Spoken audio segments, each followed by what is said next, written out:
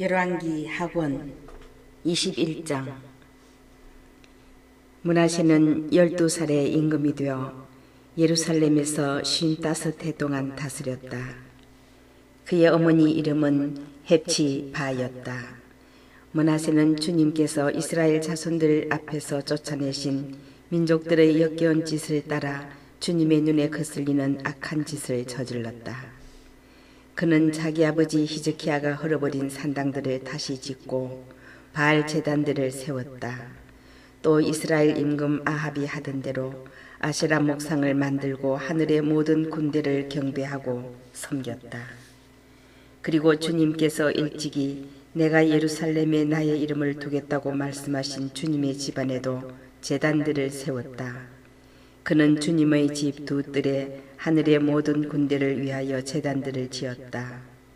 또 자기 아들을 불 속으로 지나가게 하고 요술과 마술을 하였으며 영매와 점쟁이들을 두었다.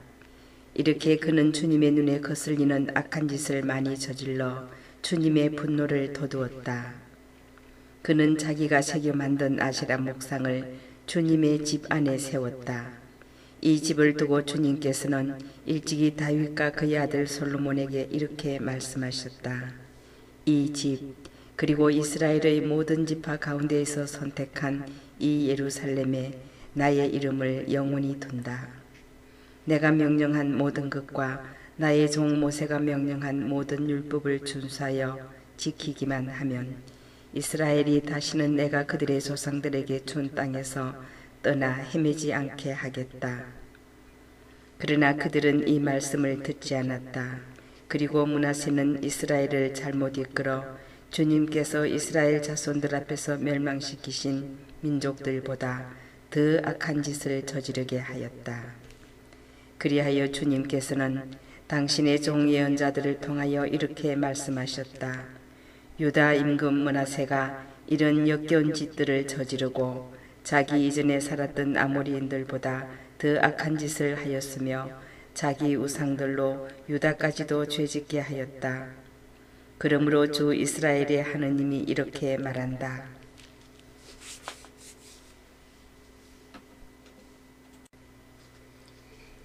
나 이제 듣는 자마다 두 귀가 멍멍해질 재앙을 예루살렘과 유다에 가져오겠다. 사마리아를 잰 측량줄과 아합 궁전에 내려뜨렸던 줄을 다시 사용하여 접시를 닦아 엎어놓은 것처럼 예루살렘을 닦아내겠다. 내 소유의 남은 자들을 내던져 원수들의 손에 넘겨주면 그들은 그 모든 원수의 약탈품과 노획품이 될 것이다. 자기 조상들이 이집트에서 나오던 날부터 오늘에 이르기까지 그들이 내 눈에 거슬리는 악한 짓을 저질러 내 분노를 돋우었기 때문이다. 므낫세는 주님의 눈에 거슬리는 악한 짓을 저질러도록 유다를 죄짓게 한 죄악 말고도 무죄한 피를 너무 많이 흘려 예루살렘 이 끝에서 저 끝까지 그 피로 채웠다. 므낫세의 나머지 행적과 그가 한 모든 일 그리고 그가 저지른 죄는 유다 임금들의 실록에 쓰여 있지 않은가. 므낫세는 자기 조상들과 함께 잠들어 자기 궁전의 동산인 우짜 동산에 묻히고 그의 아들 아몬이 그 뒤를 이어 임금이 되었다. 아몬은 22살에 임금이 되어 예루살렘에서 2해 동안 다스렸다. 그의 어머니 이름은 무술레мет인데 옅바 출신 하루츠의 딸이었다. 그는 자기 아버지 므낫세가 하던 대로 주님의 눈에 거슬리는 악한 짓을 저질렀다. 곧 자기 아버지가 걸었던 길을 그대로 걸어 자기 아버지가 섬긴 우상들을 섬기고 예배하였다. 그는 주 자기 조상들의 하느님을 버리고 주님의 길을 걷지 않았다. 그러자 아몬의 신하들이 임금을 거슬러 모반하여 궁전 안에서 그를 죽였다. 그러나 나라 백성이 아몬 임금을 거슬러 모반한 자들을 모두 쳐 죽이고 그 뒤를 이어 그의 아들 요시야를 임금으로 세웠다. 아몬이 한 나머지 행적은 유다 임금들의 실록에 쓰여 있지 않은가. 아몬은 우짜 동산에 있는 그의 무덤에 묻히고 그의 아들 요시야가 그 뒤를 이어 임금이 되었다. 열왕기 하권 22장. 요시야는 8살에 임금이 되어 예루살렘에서 31해 동안 다스렸다. 그의 어머니 이름은 여디다인데 보츠캇 출신 아다야의 딸이었다. 그는 주님의 눈에 드는 옳은 일을 하였으며 자기 조상 다윗의 길을 그대로 걸어 오른쪽으로도 왼쪽으로도 벗어나지 않았다. 요시야 임금 제18년에 임금은 무술람의 손자이며 아찰랴의 아들인 사판 서기관을 주님의 집으로 보내며 일렀다. hilki야 대사제에게 올라가서 주님의 집으로 들어온 돈, 곧 문지기들이 백성에게서 모은 돈을 다 계산하여 주님의 집 공사 책임자들에게 주고 그들이 다시 그 돈을 주님의 집 일꾼들에게 주어 그 집의 부서진 곳을 고치게 하시오. 목수와 돌 쌓는 사람과 미장이에게 품값을 주고 또 집을 고치는 데에 쓸 나무와 깎은 돌을 사게 하시오. 그들은 정직하게 일하는 사람들이니 그들 손에 넘겨진 돈에 대해서는 그들에게 정산을 요구하지 마시오. hilki야 대사제가 사판 서기관에게 내가 주님의 성전에서 율법서를 발견하여서 하고 말하면서 그 책을 사판에게 주었다. 그것을 읽고 나서 사판 서기관은 임금에게 나아갔다. 그는 임금에게 먼저 이렇게 보고하였다. 임금님의 신하들이 주님의 집에 있는 돈을 쏟아내어 주님의 집 공사 책임자들 손에 넘겨주었습니다. 그러고 나서 사판 서기관은 임금에게 그런데 hilki야 사제가 저에게 책을 한 권 주었습니다 하면서 임금 앞에서 소리내어 읽었다. 그 율법서의 말씀을 듣고 임금은 자기 옷을 찢었다.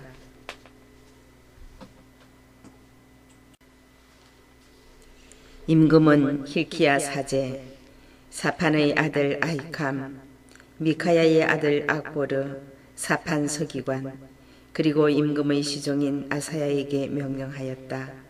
가서 이번에 발견된 이 책의 말씀을 두고 나와 백성과 온 유다를 위하여 주님께 문의하여 주시오. 우리 조상들이 이 책의 말씀을 듣지 않고 우리에 관하여 거기에 쓰여 있는 그대로 실천하지 않았기 때문에 우리를 거슬러 타오르는 주님의 진노가 크오. hilki야 사제와 아히캄과 악보르와 사판과 아사야는 훌다 여예언자에게 갔다. 훌다는 하르하스의 손자이며 디크와의 아들인 살룸 예복 담당관의 아내였다. 훌다는 예루살렘 신시가지에 살고 있었다. 그들이 훌다에게 용건을 말하자 훌다는 이렇게 대답하였다. 주 이스라엘의 하느님께서 이렇게 말씀하십니다. 너희를 나에게 보낸 사람에게 이렇게 전하여라. 주님이 이렇게 말한다. 유다 임금이 읽은 책에 쓰여 있는 말 그대로 이제 내가 이곳과 이곳 주민들에게 재앙을 내리겠다. 그들이 나를 저버리고 다른 신들에게 향을 피워 자기들 손으로 저지른 그 모든 짓으로 나의 화를 돋우었기 때문이다.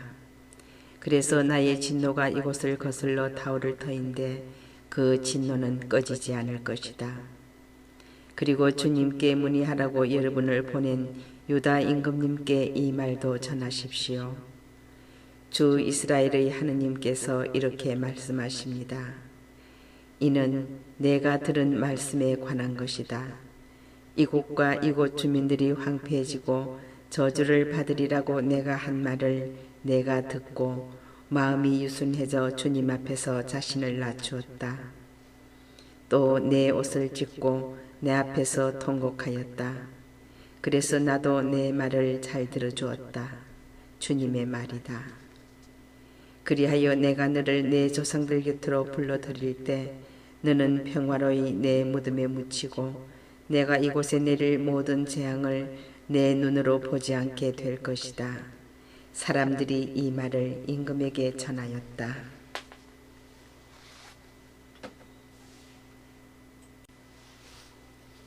열왕기 하권 23장.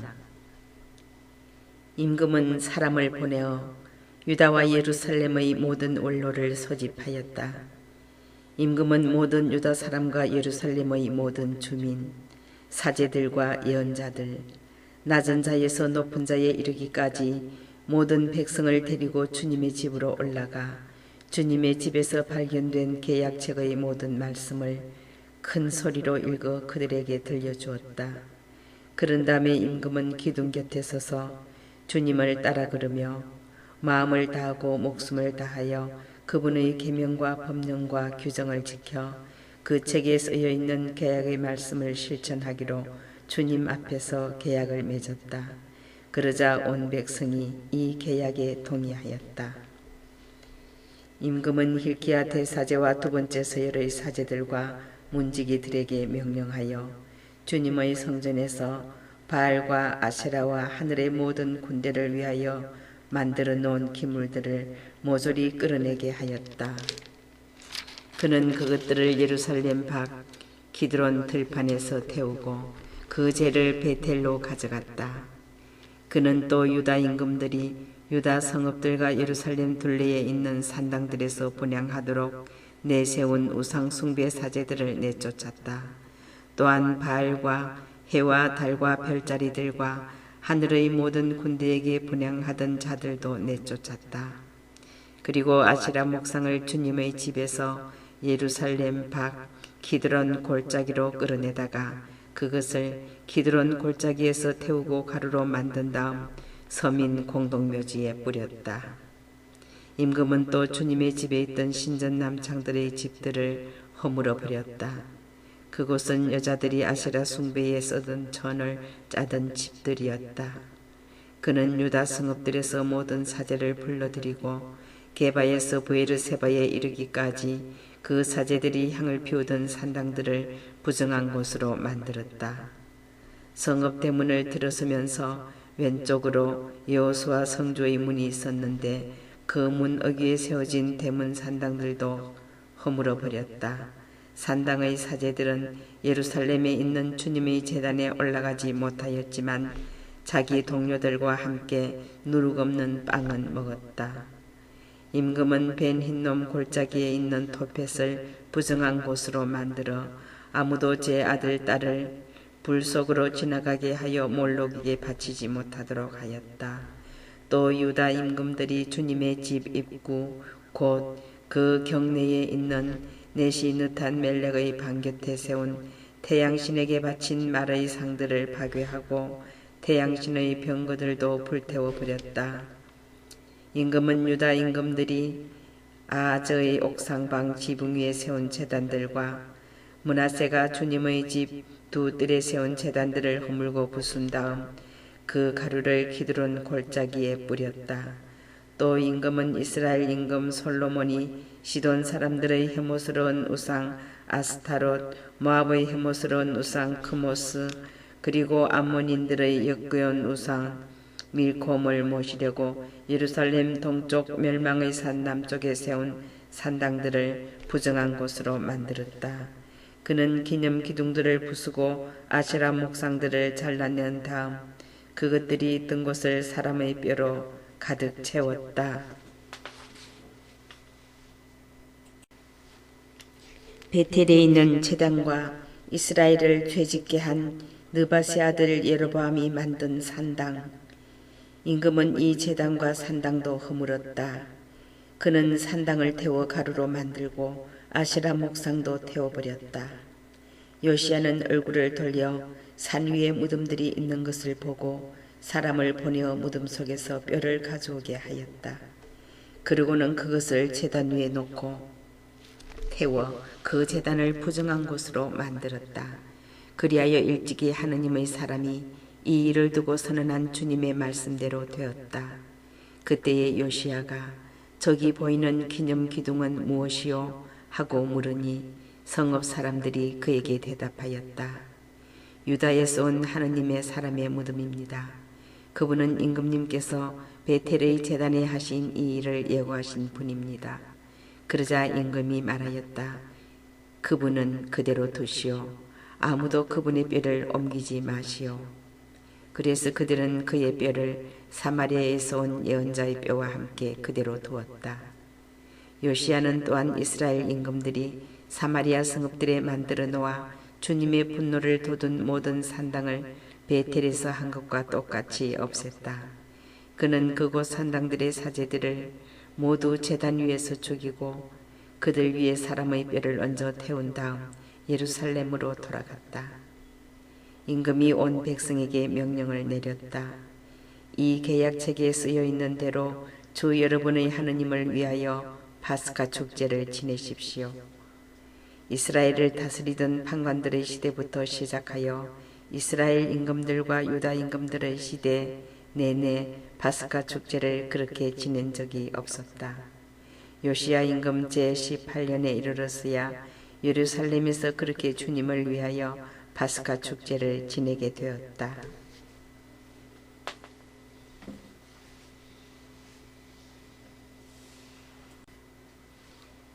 요시야는 또 유다 땅과 예루살렘에서 눈에 띄는 대로 점쟁이와 영매와 수호신들과 우상들과 온갖 해모스러운 것들을 지워버렸다. 이렇게 하여 요시야는 hilki야 사제가 주님의 집에서 발견한 책에 쓰여있는 율법의 말씀을 실현시켰다. 요시야처럼 모세의 모든 율법에 따라 마음을 다하고 목숨을 다하고 힘을 다하여 주님께 돌아온 임금은 그 앞에도 없었고 그 뒤에도 다시 나오지 않았다. 그러나 므낫세가 주님의 분노를 몹시 더두었기 때문에 주님께서는 유다를 거슬러 타오르는 커다란 분노의 열기를 거두지 않으셨다. 그래서 주님께서는 이렇게 선언하셨다. 나는 이스라엘을 물리친 것처럼 유다도 내 앞에서 물리치겠다. 내가 선택한 이 도성 예루살렘도 나의 이름이 여기에 있으리라고 말한 이 집도 내버리겠다. 요시야의 나머지 행적과 그가 한 모든 일은 유다 임금들의 실록에 쓰여 있지 않은가. 요시야 시대의 이집트 임금 파라오 느코가 아시리아 임금을 도우려고 유프라테스 강을 향하여 올라갔다. 요시야 임금이 그와 맞서 싸우러 나가자 파라오 느코는 머깃도에서 요시야를 보고 그를 죽여버렸다. 신하들은 죽은 요시야를 병거에 실어 무깃도에서 예루살렘으로 옮겨와서 그의 무덤에 묻었다. 그 뒤에 나라 백성이 요시야의 아들 요아즈를 데려다가 기름을 붓고 그의 아버지 뒤를 이어 임금으로 세웠다. 요아즈는 23살의 임금이 되어 예루살렘에서 3달 동안 다스렸다. 그의 어머니 이름은 하무탈인데 리브나 출신 예레미야의 딸이었다. 그는 자기 조상들이 하던 그대로 주님의 눈에 거슬리는 악한 짓을 저질렀다. 파라오 느코가 하맛 지방 리블라에서 그를 잡아 거두어 예루살렘에서 다스리지 못하게 하고 그 나라에 은 100탈렌트와 금 1탈렌트를 비상금으로 바치게 하였다.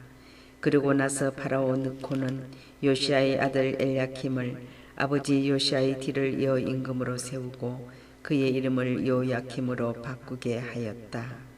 그런 다음에 요아즈를 끌고 갔다. 요아즈는 이집트에 들어가 그곳에서 죽었다. 요야킴은 파라오 느코에게 은과 금을 내주었는데 파라오가 명령한 돈을 바치기 위하여 나라에 먼저 세금을 부과해야만 하였다. 그는 파라오에게 은과 금을 내주려고 나라 백성에게서 각자의 형편에 따라 부과된 금액을 거두어 드렸다. 요야킴은 25살의 임금이 되어 예루살렘에서 11해 동안 다스렸다. 그의 어머니 이름은 저비다인데 루마 출신 부다야의 딸이었다. 그는 자기 조상들이 하던 그대로 주님의 눈에 거슬리는 악한 짓을 저질렀다. 열왕기 하권 24장. 여호야킴 시대에 바빌론 임금 네부카드네자르가 쳐 올라와서 여호야킴은 3해 동안 그의 신하가 되었다. 그 뒤에 그는 돌아서서 네부카드네자르에게 반역하였다. 주님께서는 칼데아 약탈대와 아람 약탈대와 모압 약탈대와 암몬 자손들의 약탈대를 요야킴에게 보내셨다. 주님께서 당신의 종 예언자들을 통하여 하신 말씀대로 유다를 멸망시키시려고 그들을 유다에 보내신 것이다. 므낫세가 지은 온갖 죄 때문에 유다를 당신 앞에서 물리치라는 주님의 명령에 따라 그런 일이 유다에 일어났다. 또한 그가 흘린 무죄한 피 때문에 그런 일이 일어났다. 그가 예루살렘을 무죄한 피로 채웠으므로 주님께서는 용서하실 마음이 없으셨던 것이다. 요야김의 나머지 행적과 그가 한 모든 일은 유다 임금들의 실록에 쓰여 있지 않은가. 요야김이 자기 조상들과 함께 잠들자 그의 아들 요야킨이 그 뒤를 이어 임금이 되었다. 그때의 바빌론 임금이 이집트 마르네에서 유프라테스 강까지 이집트 임금에게 속한 땅을 모두 점령하였으므로 이집트 임금이 다시는 자기 영토 밖으로 나오지 못하였다. 요야킨은 18살의 임금이 되어 예루살렘에서 3달 동안 다스렸다. 그의 어머니 이름은 느우스타인데 예루살렘 출신 엘나탄의 딸이었다. 요야킨은 자기 아버지가 하던 그대로 주님의 눈에 거슬리는 악한 짓을 저질렀다. 그때의 바빌론 임금 네부카드네자르의 부하들이 예루살렘으로 올라와서 도성을 포위하였다. 이렇게 그의 부하들이 예루살렘을 포위하고 있는 동안 바빌론 임금 네부카드네자르가 이 도성에 이르렀다. 그러자 유다 임금 요야킨은 자기 어머니와 신하들, 대신들과 내시들과 함께 바빌론 임금에게 항복하였다. 그리하여 바빌론 임금은 그의 통치 제8년에 여호야킨을 사로잡았다. 주님께서 말씀하신 대로 네부카드네자르는 주님의 집에 있는 모든 보물과 왕궁에 있는 모든 보물을 내가고 이스라엘 임금 솔로몬이 주님의 집에 만들어 놓은 금 기물들을 모조리 떼어냈다. 또한 온 예루살렘 주민과 모든 대신과 모든 용사 등 포로 1만 명과 모든 장인들과 대장장이들을 끌고 갔다. 그리하여 나라 백성 가운데 가난한 이들 말고는 아무도 남지 않았다. 네부카드네자르는 요야킨을 모후와 왕비들, 내시들과 나라의 고관들과 함께 바빌론으로 끌고 갔다. 그들을 끌고 예루살렘에서 바빌론으로 데려간 것이다. 바빌론 임금은 또 훌륭한 사람 7,000명과 장인과 대장장이 1,000명 등 전투할 수 있는 건장한 모든 사람을 바빌론으로 데려갔다. 그런 다음에 바빌론 임금은 여호야킨의 삼촌인 마탄야를 그 뒤를 이어 임금으로 세우고 이름을 지드키야로 바꾸게 하였다. 지드키야는 21살의 임금이 되어 예루살렘에서 11해 동안 다스렸다.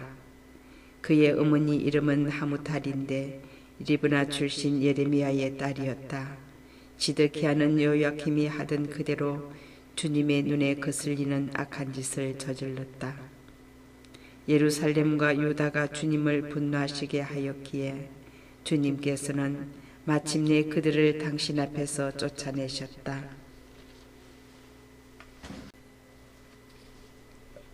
열왕기 하권 25장.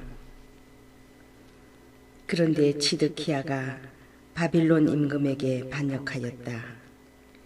그래서 바빌론 임금 네부카드네자르는 지드키야 통치 제9년 10째 달 초열흘 날에 전군을 이끌고 예루살렘에 와서 그곳을 향하여 진을 치고 사방으로 공격 축대를 쌓았다. 이렇게 도성은 지드키야 임금 제11년까지 포위당하였다. 그달 초 아흐렛 날 도성의 기근이 심해지고 나라 백성에게 양식이 떨어졌다. 드디어 성벽이 뚫렸다. 그러자 군사들은 모두 칼디아인들이 도성을 둘러싸고 있는데도 밤을 틈타서 임금의 정원 곁에 있는 두 성벽 사이 대문을 통하여 아라바 쪽으로 갔다. 칼디아인들의 군대가 임금을 뒤쫓아 예리코의 들판에서 그를 따라잡자 그의 모든 군대는 그를 부리고 흩어졌다. 그들이 임금을 사로잡은 다음 리블라에 있는 바빌론 임금에게 데리고 올라가니 바빌론 임금이 그에게 판결을 내렸다.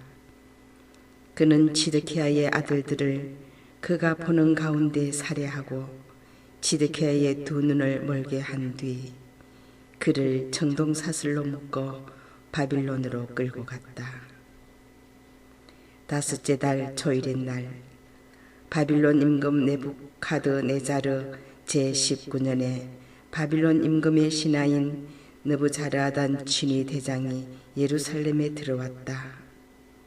그는 주님의 집과 왕궁과 예루살렘의 모든 집을 태웠다. 이렇게 그는 큰 집을 모두 불태워 버렸다.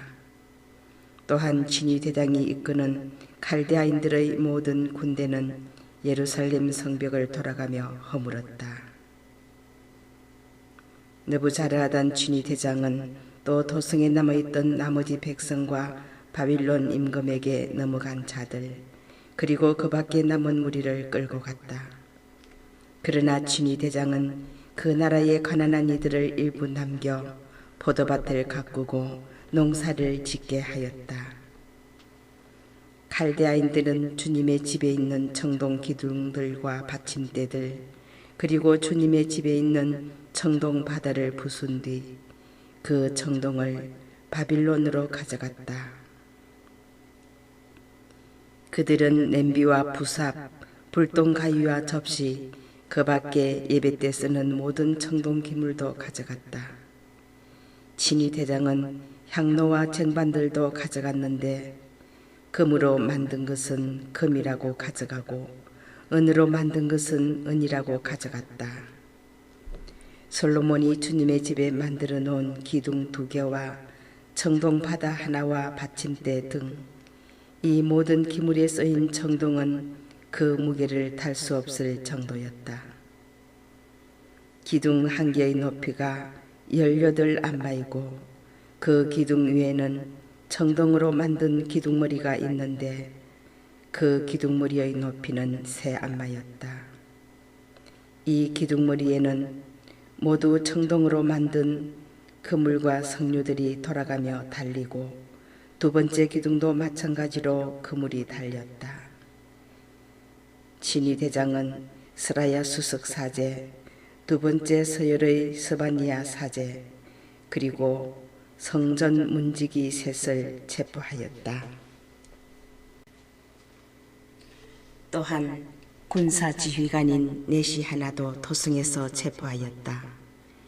이 밖에도 도성에서 발견된 임금의 측근 5과 나라 백성을 징집하는 군부 대신 서기관과 도성에서 발견된 나라 백성 60명도 체포하였다. 느부자르아단 춘위 대장은 그들을 체포하여 리블라에 있는 바빌론 임금에게 끌고 갔다. 바빌론 임금은 하마 땅 리블라에서 그들을 쳐 죽였다. 이렇게 유다 백성은 고향을 떠나 유배를 갔다. 바빌론 임금 네부카드네자르는 사판의 손자이며 아이킴의 아들인 그달랴를 자기가 유다 땅에 남긴 나머지 백성의 총독으로 임명하였다. 바빌론 임금이 그달랴를 총독으로 임명하였다는 소식을 군대의 모든 장수와 그 부하들이 들었다.